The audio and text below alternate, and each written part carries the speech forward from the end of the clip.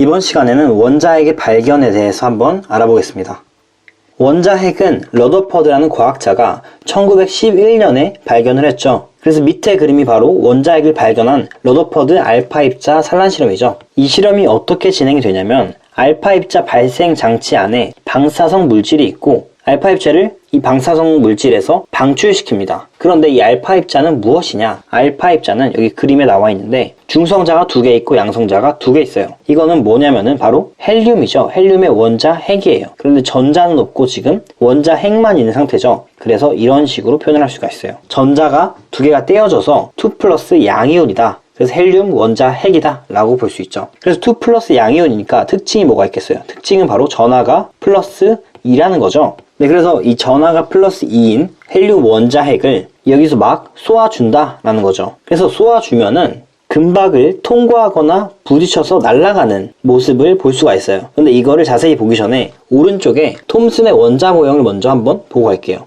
톰슨은 전자를 발견하고 원자가 전체적으로 양이온을 띄었고 그 중간중간에 마이너스 전자가 이렇게 박혀있다 라고 원자 모형을 만들었었죠. 이 금 원자들이 막 뭉쳐있죠. 그래서 이거는 금박이에요. 왼쪽에 보이는 그림처럼. 그래서 알파 입자를 금 원박에 쏘아주었을 때 거의 다 직진하는 모습을 예측을 했어요. 이제 휘어지더라도 아주 약간 휘어지는 모습이 보이죠. 이게 왜 그러냐면 이 알파 입자는 플러스 2의 전하를 가지고 있는데 알파 입자가 지나갈 때 이 플러스 2 전하를 막는 입자들이 그렇게 많지가 않죠. 전자들은 곳곳에 박혀있고 입자 자체가 전체적으로 플러스로 퍼져 있으니까 그렇게 전기력이 세지가 않아요. 이 플러스 입자와 플러스 입자 간의 전기력이 세지가 않아요. 그래서 전기력의 영향을 많이 받지 않아서 거의 다 직진을 하게 되는 것이죠. 그런데 왼쪽에 러더퍼드가 알파 입자 산란 실험을 해보니까 조금 달랐다. 어떻게 달랐냐면은 이 알파 입자를 쏴주었을 때 대부분은 다 직진을 많이 했어요. 굵기가 되게 굵은 게 유지되는 모습이 보이죠. 그런데 일부분은 조금 휘어지기도 하고 그리고 많이 휘어지기도 하고 엄청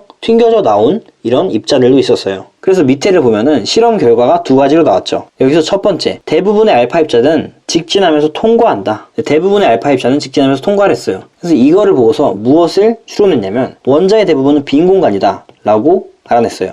이 플러스 2 전하를 가진 알파 입자에 영향을 주는 입자들이 없다. 그래서 알파 입자는 대부분 직진하는 것이고 원자의 대부분은 빈 공간이다 라고 생각을 해낸 거죠. 그리고 두 번째, 극히 일부의 알파 입자는 크게 휘어지거나 튕겨 나온다 라고 발견을 했는데 이렇게 크게 휘어질 수 있는 이유는 하나밖에 없다고 생각을 했어요. 뭐냐면은 매우 좁은 공간에 플러스 전하를 띄고 질량이 되게 큰 부분이 존재한다 라고 생각을 한 거예요. 왜냐면 이 알파 입자가 플러스 2 전하를 띄고 있는데 이게 막 가다가 예를 들어서 플러스 50에 전하를 가진 어떤 입자에 접근하게 되면은 같은 입자끼리 밀어내는 전기력이 너무 강해서 튕겨나가게 되는 것이죠. 그래서 이런 질량이 매우 크고 플러스 전하를 띠는 원자핵이 있을 것이다 라고 이제 판단을 한 거예요. 다시 한번 써보면은 원자의 대부분은 빈 공간이고 그리고 원자 자체는 중성인데 이 중성에 플러스 전하를 띠는 질량이 매우 큰 원자핵이 존재한다 라는 것을 이제 발표를 했어요.